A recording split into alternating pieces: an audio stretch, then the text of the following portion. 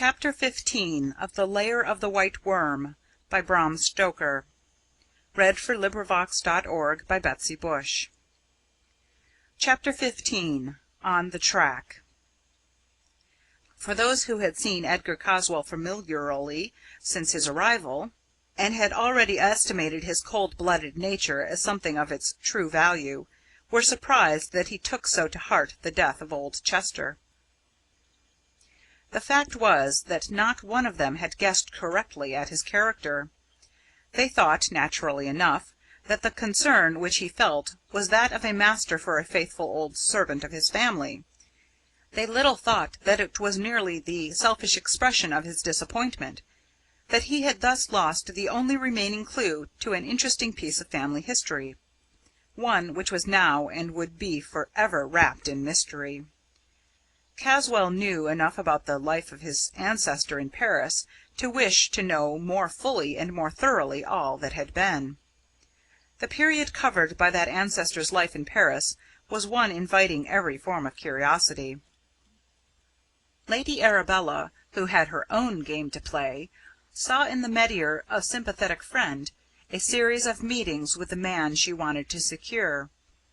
She made the first use of the opportunity the day after old Chester's death.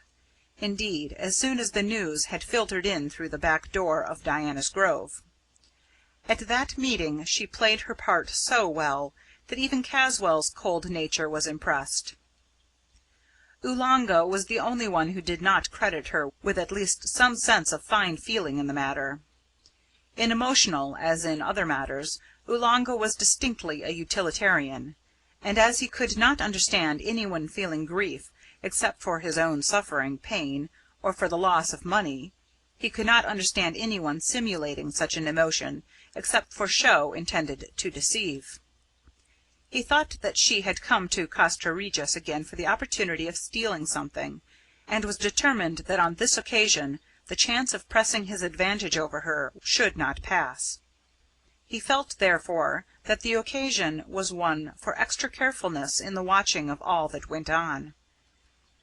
Ever since he had come to the conclusion that Lady Arabella was trying to steal the treasure chest, he suspected nearly everyone of the same design, and made it a point to watch all suspicious persons and places.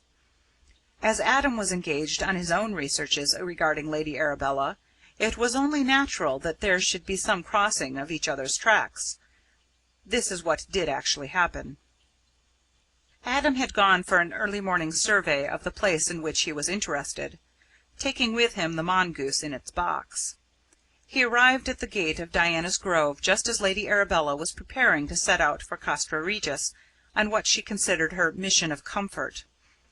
Seeing Adam from her window going through the shadows of the trees round the gate, she thought that he must be engaged on some purpose similar to her own. So, quickly making her toilet, she quietly left the house, and taking advantage of every shadow and substance which could hide her, followed him on his walk. Oolanga, the experienced tracker, followed her, but succeeded in hiding his movements better than she did. He saw that Adam had on his shoulder a mysterious box, which he took to contain something valuable. Seeing that Lady Arabella was secretly following Adam, he was confirmed in this idea. His mind, such as it was fixed on her trying to steal, and he credited her at once with making use of this new opportunity. In his walk, Adam went into the grounds of Castra Regis, and Oolanga saw her follow him with great secrecy. He feared to go closer, as now on both sides of him were enemies who might make discovery. When he realized that Lady Arabella was bound for the castle, he devoted himself to following her with singleness of purpose. He therefore missed seeing that Adam branched off the track and returned to the high road. That night Edgar Caswall had slept badly. The tragic occurrence of the day was on his mind, and he kept waking and thinking of it. After an early breakfast, he sat at the open window watching the kite, and thinking of many things. From his room he could see all round the neighbourhood, but the two places that interested him most were Mercy Farm and Diana's Grove. At first the movements about those spots were of a humble kind, those that belonged to domestic service or agricultural needs. The opening of doors and windows, the sweeping and brushing, and generally the restoration of habitual order.